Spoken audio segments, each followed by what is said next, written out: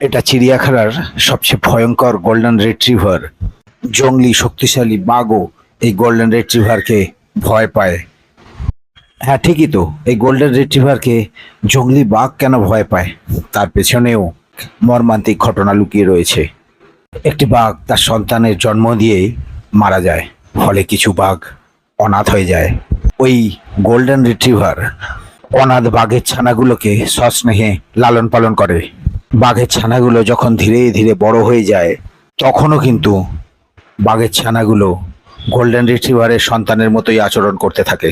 কোনো সময় বাঘ গর্জনের মধ্যে দিয়ে তার মায়ের ওপর রাগ দেখালে মাও কিন্তু তার সন্তানের মতো করে শাসন করে। কখনো দুই বাঘের মধ্যে অশান্তি বা ঝগড়া তৈরি হলে সেখানেও কিন্তু মধ্যস্থতা করার জন্য গোল্ডেন রিট্রিভার চলে আসে। গার্জেন হিসেবে দুজনকে আলাদা করে দেয়। বাঘেরা যখন ঘুমায়, ঠিক সেই সময় গোল্ডেন রিট্রিভার কিন্তু তাদের পাহারা দেয়। গোল্ডেন রিট্রিভারও খুব খুশি, কারণ সে তার সন্তানদের পরিমণ্ডলে রয়েছে।